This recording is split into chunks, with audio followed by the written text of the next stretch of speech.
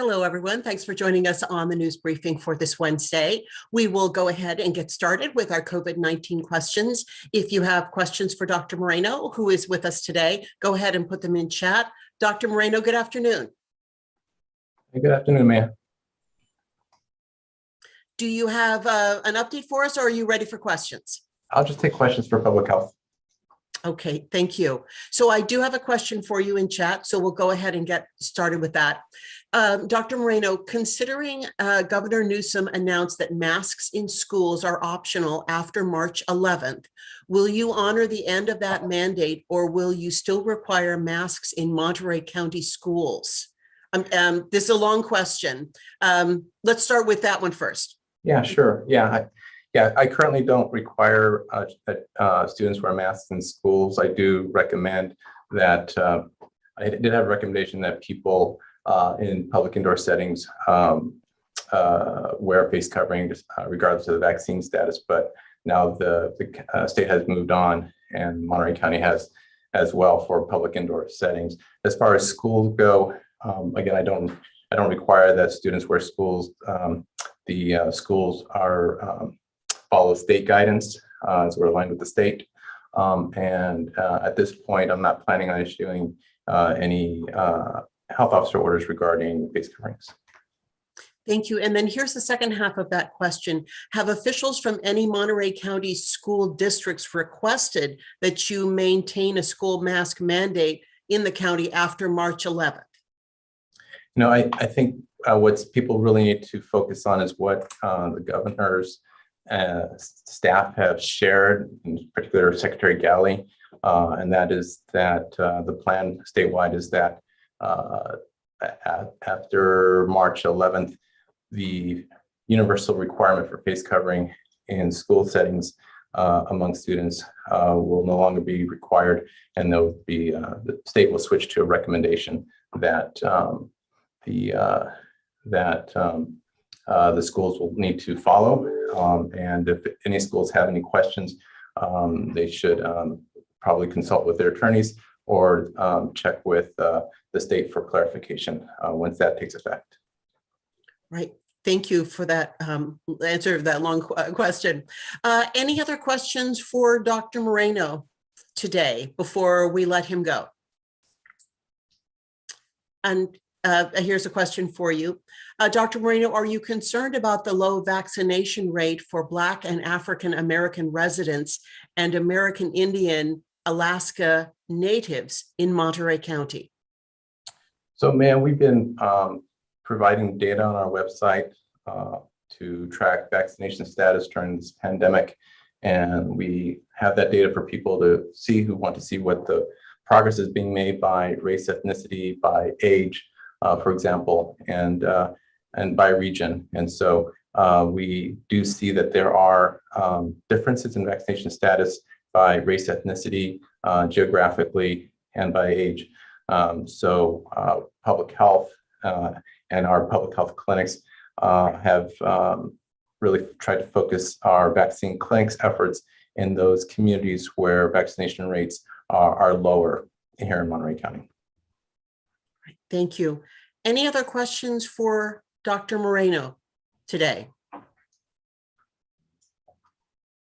Yes, a follow-up question to that question on the low vaccination rate. Are you are you concerned about them, or not too concerned about this low vaccination rate? So again, we have low vaccination rates among different groups geographically, by race, ethnicity, and by age. And we have, again, there's certain age groups that have lower rates than the other age groups, certain race, ethnicities. So what we really look at is ways to get up to those different communities, not just by race, ethnicity, but also by age, geography. So we take all that into consideration to really try to make vaccines provided by public health as successful as possible. Right. Thank you. Any other questions for Dr. Moreno before we let him go? Then I see Christy Mishi is, one just came in for you, Dr. Moreno. Is the COVID-19 community And I think she means community transmission level in Monterey County still considered high by the CDC. We can, I haven't checked this morning, and we can certainly check for the reporter to see what the status is and get a response to the reporter. All right, thank you. Any last questions? I apparently didn't wait long enough the last time. If any other questions come in, Dr. Moreno, we will forward them to you for a response. Sure. Are there others? Is there another topic that you want to share with us today with Christy Mishi? I see she's on the call. Yeah, I could go ahead and just introduce Christy Mishi. Christy Mishi is the Assistant Director of Public Health, and she has an announcement regarding our website, our COVID-19 pandemic website. Thank you, Dr. Moreno, and thank you all for having me here. I am really excited to announce that we will be revising our data dashboard and relaunching it starting tomorrow. This has been several months in the making. Our teams have been working very hard to try to make improvements to the way we're displaying COVID-19 data, case data, and vaccination data. So we've made some enhancements that we hope you'll be excited to see tomorrow. We are going to move from just showing case numbers to showing case rates, which makes things a little bit more easy to compare between different jurisdictions and different areas even of the country. And we're moving that data all together on one page. So we'll have case data and vaccination data available from a single link. We are also including, for the first time, some basic information about reported clusters and outbreaks that have occurred due to COVID-19 in Monterey County. We're making a switch from showing our testing data by laboratory type to something that's more meaningful, which is actually the type of test. So there'll be a new section, a new testing section, data section that I think will be beneficial. And we're also going to change how we're showing variant data. Right now, we're just showing the number of variants that have been detected. We're moving into a proportion which is more meaningful when looking at what's happening across the communities. So there'll be a little bit difference in the way that is explained. We've added a frequently asked questions about our data. Some of the questions that come up the most often about how our data are produced and what they mean. There's a section for that.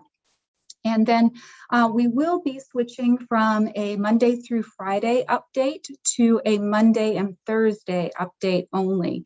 And this really aligns with the CDC shift in focusing on medically significant disease and hospitalizations and deaths. So it seems like an appropriate time to make that shift here locally as well.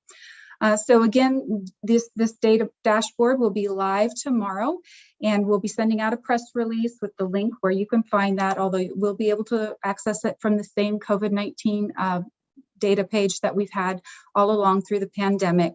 And we hope, we would very much welcome feedback about how you find our new dashboard to work for you and how easy it is to use. Thank you very much, Christy, for sharing that. Are there any questions for Christy about the new dashboard? Seeing none, if anything comes in, we'll certainly share it with you, and we look forward to seeing this great new product tomorrow, first thing tomorrow. Thank you, ma'am. All right, then we'll go ahead and move on to our other two topics. So there have been several hearings here in Monterey County on a proposed flavored tobacco single-use cigarette ban, and there has certainly been a lot of discussion about that in our community. Yesterday, a revised version of the ordinance had its first reading. It moved forward with a unanimous vote and will have a second hearing on March 15th. What would be covered in that ban and what won't if it is given final approval? We've invited Michelle House from our health department to talk about what will and will not be incorporated in this ban. Good afternoon, Michelle. Hi, good afternoon, Maya. I'm very excited to be here to share this information with you today. So what will be moving forward in 2 more weeks, we have the second hearing of that. And then after that, it is posted for 30 days before it actually becomes part of our county ordinance. So within the unincorporated area, what will no longer be allowed to be sold or will be any kind of flavored tobacco product. So that means anything that's considered, unicorn, bubblegum, pink sparkle, everything like that, including menthol tobacco. And that means any kind of flavored menthol cigarettes, any flavor at all will be no longer sold within the unincorporated area. What still is going to be available is any kind of traditional, regular tobacco product. If you are a person who likes to vape, then those would be products that do not have a flavoring. They would just be what is called like a traditional tobacco. And if you are vaping, that would be available to you. And what would also be available would be, so if you smoke pipes or hookah, anything like that, anything that is traditional flavored tobacco. So it can't have a flavoring of any kind, but traditional cigarettes, traditional tobacco would still be available.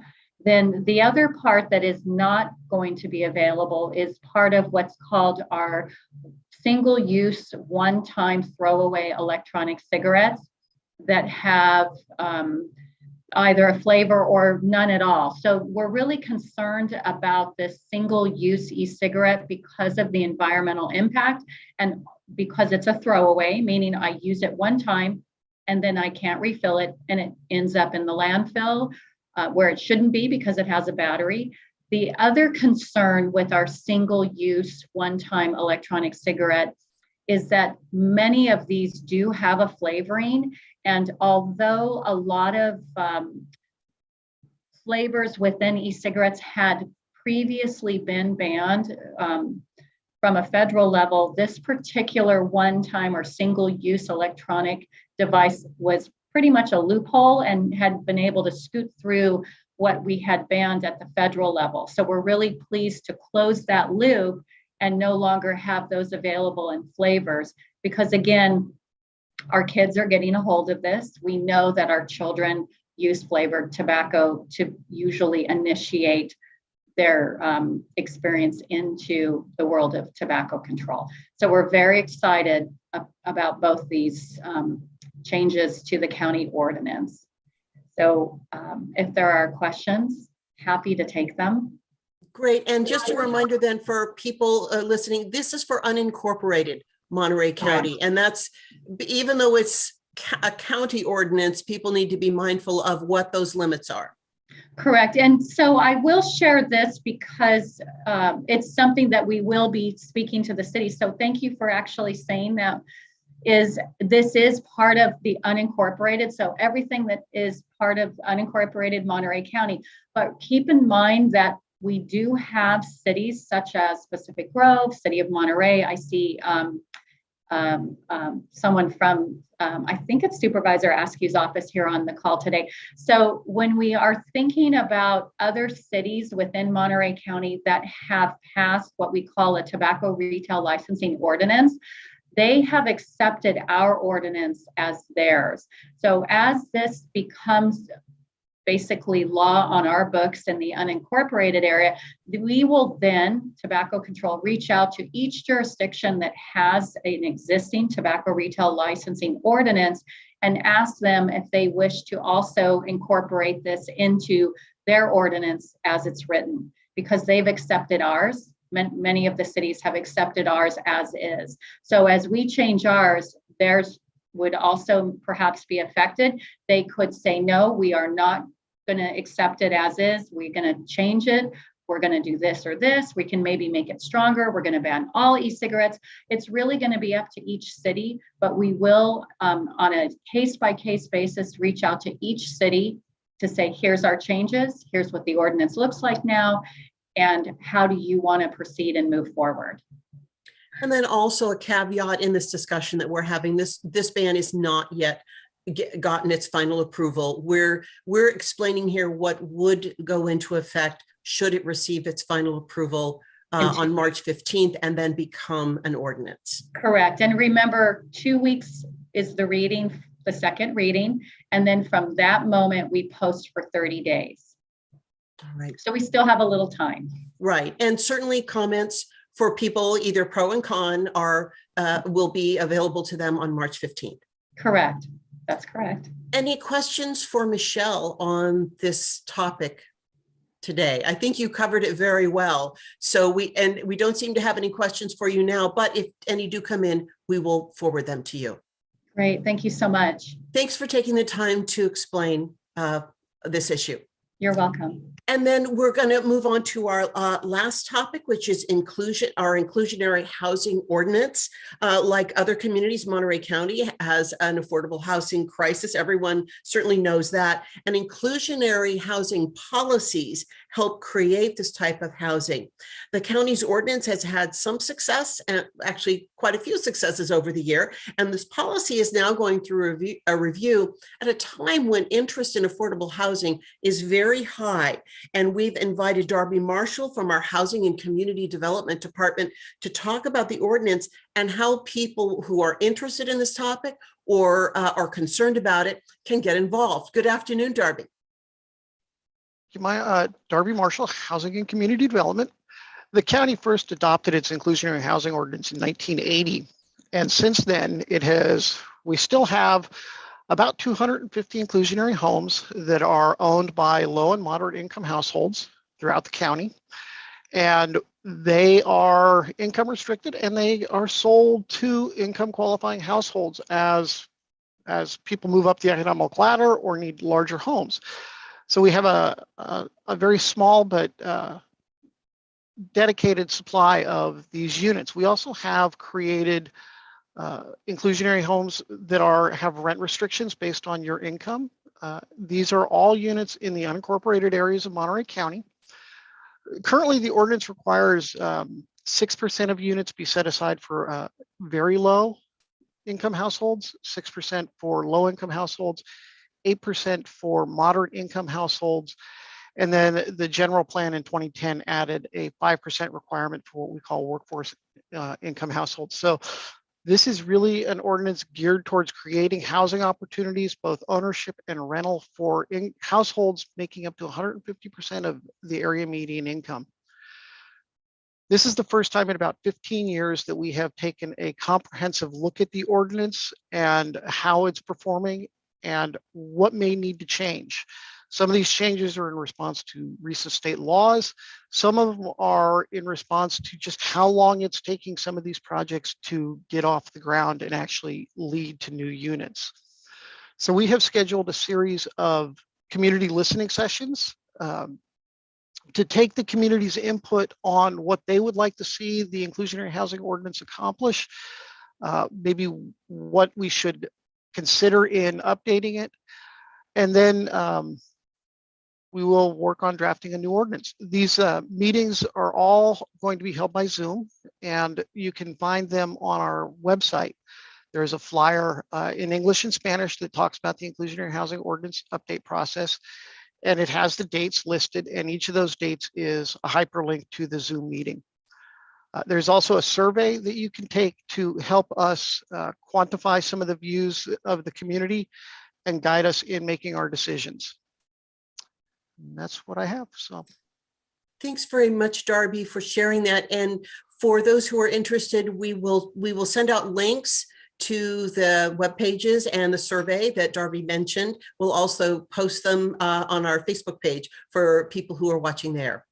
Are there any questions for Darby on the inclusionary housing ordinance or any of the listening sessions? Seeing none, thank you very much, Darby, and thanks everyone for taking part in the briefing today. Our next briefing is next week. We'll see you then.